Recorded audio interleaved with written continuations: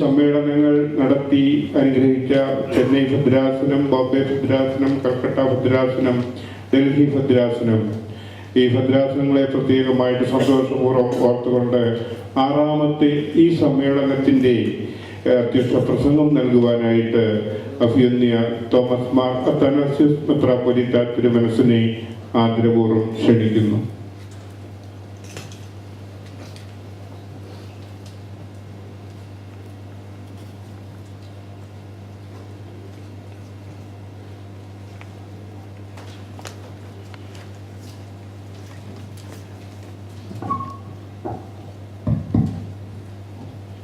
ഈ സമ്മേളനം ഉദ്ഘാടനം ചെയ്ത് നമ്മെ അനുഗ്രഹിക്കുന്നതിന് കടന്നു വന്നിരിക്കുന്ന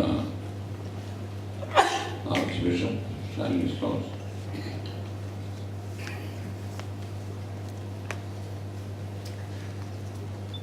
അധ്യക്ഷവേദിയിൽ പുരുഷനായിരിക്കുന്ന സഹോദര പിതാക്കന്മാരെ, മറ്റ് വിശിഷ്ടാതിഥികളെ, വാത്സല്യമുള്ള വൈദികരെ, സുഹൃത്തുക്കളെ, അല്പം വൈകി മാത്രമേ മീറ്റിങ്ങിന് പങ്കെടുക്കാനായിട്ട് സാധിച്ചുള്ളൂ. ഓർമ്മിച്ച പോലെ ഇന്നലെ എൻ്റെ ബറോഡയിലെ സ്കൂളിലെ അധ്യാപികയായിരുന്ന ഒരാളുടെ മകൻ്റെ കല്യാണം പാലക്കാട് വെച്ച് നടത്തിയതിന് ശേഷം ഞാൻ ബൈറോഡ് കൊച്ചി എയർപോർട്ടിൽ വന്ന് 10 മണിക്ക് പുറപ്പെട്ടതായിട്ടുള്ള ഫ്ലൈറ്റ് പോകുന്നത് 11:15 ശേഷമാണ്. അതിനുശേഷം ബോംബെയിൽ നിന്ന് ഓടിപ്പിടിച്ച് വന്ന് 3:30 ഇവിടെ എയർപോർട്ടിൽ ലാൻഡ് ചെയ്ത് നേരെ ഇവിടെ നിന്ന് ഹരോളിൽ പോയി അല്പം വിശ്രമിച്ച് അത്യാവശ്യ കാര്യങ്ങളൊക്കെ ചെയ്തതിന് ശേഷം ഓടി വരികയായിരുന്നു ചെയ്തത്. അഹമ്മദാബാദ് ഭദ്രാസനത്തിൻ്റെ ആഭിമുഖ്യത്തിൽ ഭാവികാലത്തിലെ വൈദികരുടെ കോൺഫറൻസ് നടത്തുന്നത് കാണുമ്പോൾ വളരെയധികം സന്തോഷിക്കുന്നു.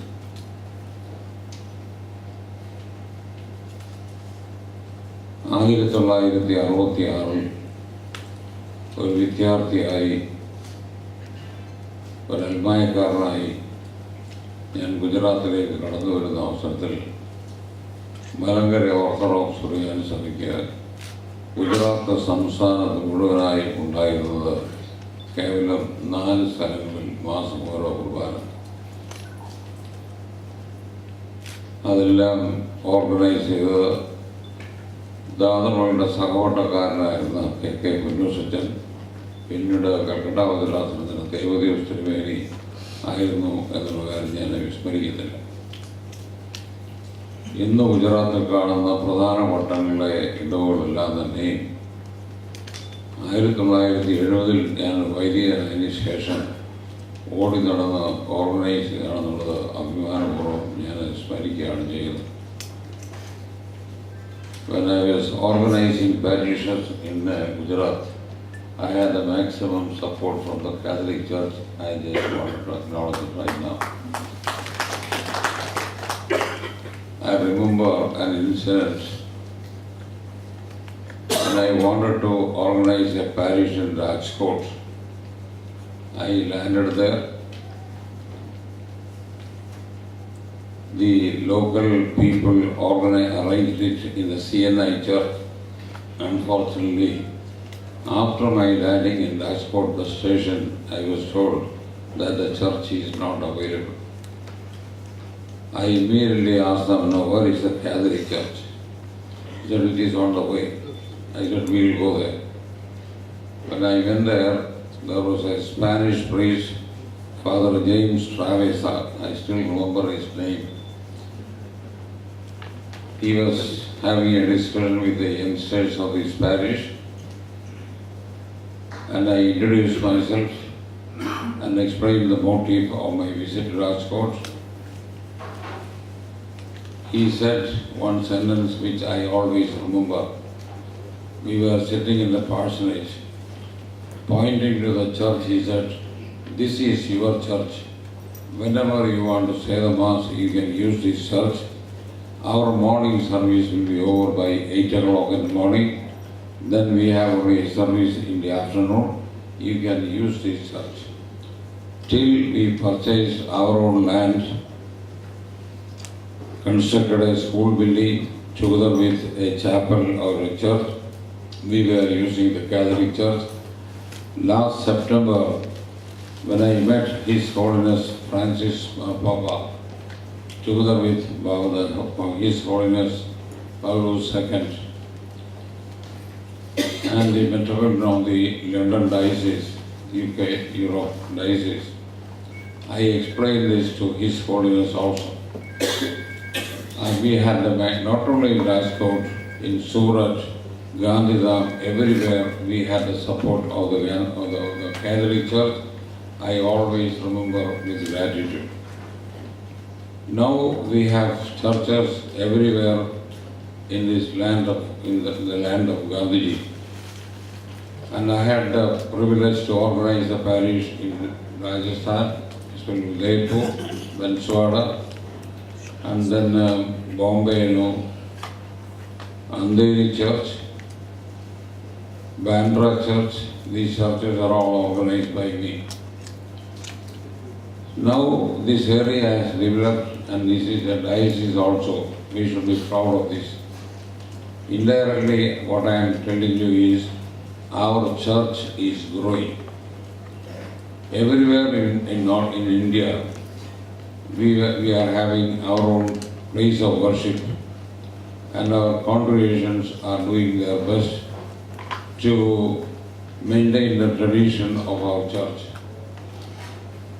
Last December, on the 17th of December, I had the privilege to meet the then Chief Minister of Gujarat, Mr. Narendra Modi, in his cabin in Gandhinagar.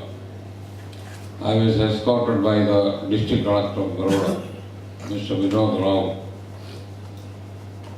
I talked to him for about 30 minutes, during which time I explained to him that there are many churches in India, but our church is the only church which has accepted the maximum Indian culture. And he immediately said, this is a piece of new information. I explained about the brass lamp in the center of our church, and then the Kalluvalakku, Kodimaram, Mandravodi, Minna, E. Karimam, Gilkoni, E. Karimam, and explained. This is a piece of new information. This is the time for us to work with more vigor for the spread of Christianity in India and also in northern region. And I am very happy that a diocese which came into existence only 3 or 4 years back is hosting this conference. I remember during the time of Parimala Tirumeni also there was a get-together of the priests at that time. It was not well organized at that time. The present system was organized only in 1980. I remember after relinquishing my charge of Abu Dhabi parish when I came to India in 1980, that was the first time a conference of the priests was arranged in Parimala Seminary, and at that meeting only all the priests approached me and said, you give this request to His Holiness Matthews the First. The request was to declare Vattasseril Tirumeni and Givaris second Baba as saints of the church. Already one part is over. Vattasseril Tirumeni is a declared saint of our church. It happened, in that meeting. I still remember the whole request was handed over to His Holiness the Father by me. Now, I am the president of the Orthodox Vaidika Sangam. My predecessor was His Grace Mari Ivanius. When he passed away, the Holy Synod appointed me as the president of the Vaidika Sangam. We have some new plans. The General Secretary is a priest from my parish, from diocese, Father Amel, Thomas Horace Amel. and I used to gain some new ideas every now and then. Now, if something happens in a priest family, especially a burial or a death, immediately the message will be communicated to all.